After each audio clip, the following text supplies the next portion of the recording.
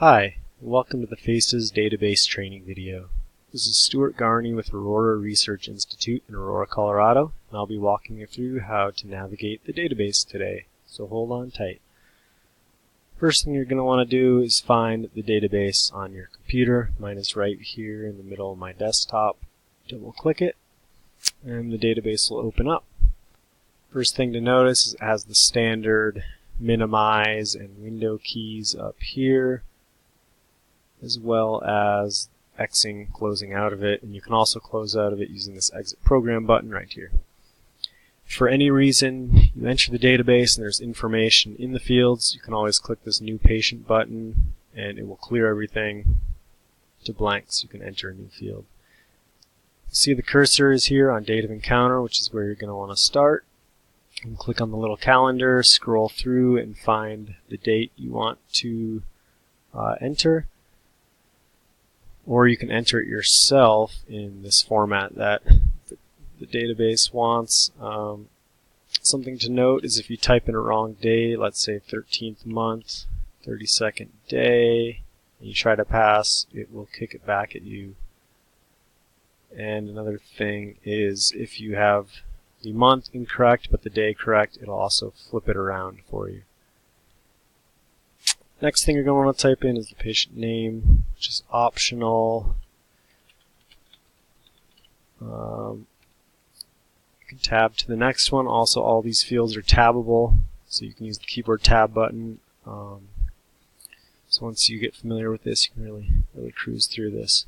Something to note here with the patient ID is if you type in a patient ID that's already in the database and try to move on, it'll kick it back at you. So make sure you get those IDs incorrect.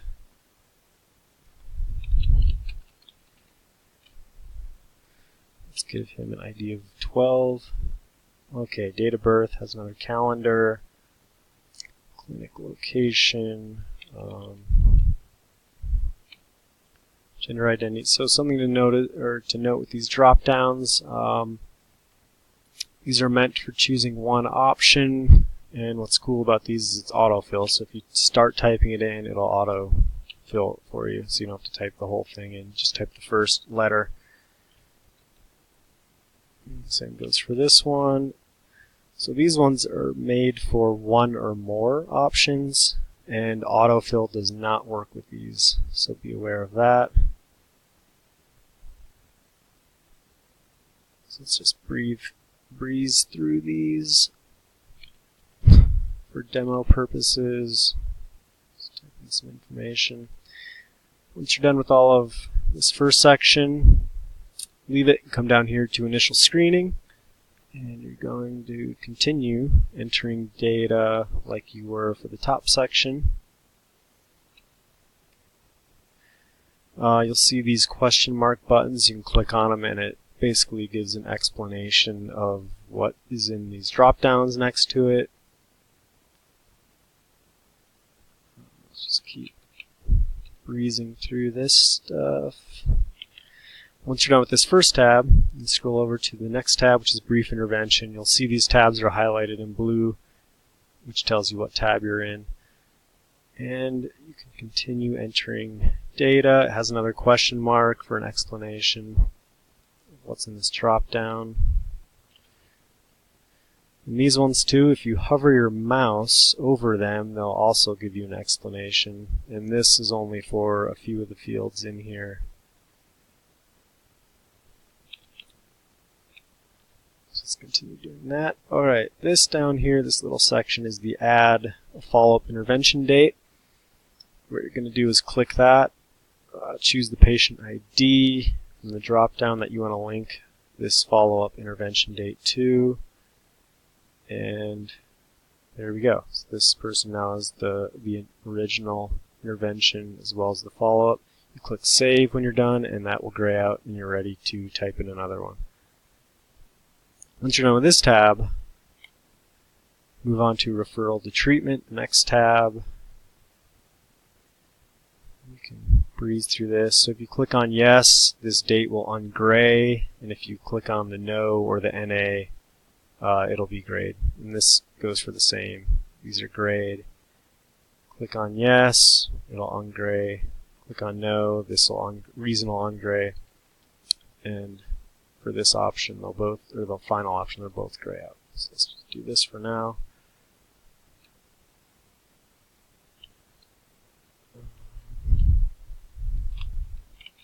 Okay, so once you're done typing in all of this information, you're going to want to scroll up here, click the Save button, bam, it's all in the database and you're ready to enter a new entry. So these two tabs down here are the two follow-up tabs, and they work a lot like how the brief intervention follow-up works. You click this button, choose who you want to link this information to,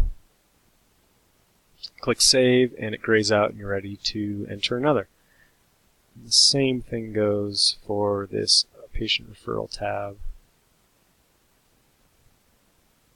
There.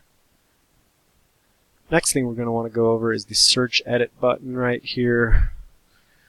So this is where you're going to search for your patient, search by patient ID, and something to note is it's search for things like what you type in. So for example, if you type in a 2, click search, it's going to return everything in the database that contains a 2 in the patient ID.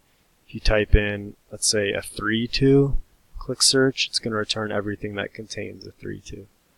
It doesn't have to be at the beginning of the ID, just anywhere in it that contains that order, that combination of what you type in. If you leave it blank and click search, it'll return everything that's in the database. You'll see 5 returned, and how you scroll through those is using these.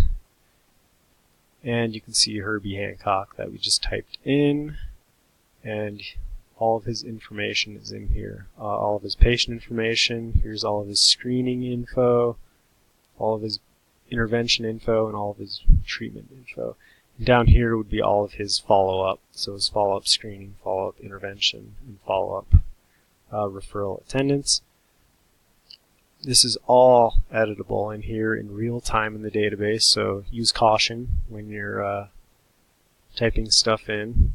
If you don't want to change something, you can also adjust this stuff here if you need to see more by holding your mouse down and moving. That's pretty much it for this tab. What we have next is the Export to Spreadsheet tab. Click on that. This will pop up, give you an option of where to save it on your computer, and this will export everything in your database to your computer so you can email it onward. And see here, here's everything that's in the database. Okay, next up is the instruction manual button. Click this, you can page through basically a instructional manual of everything that I've gone over in this video if you learn better that way. And that's pretty much it for the database. I feel it's pretty intuitive, easy to use, data entry. So I hope nothing ever goes wrong while using this, and hope you enjoyed the video and found it helpful. And till next time, happy databasing. Bye.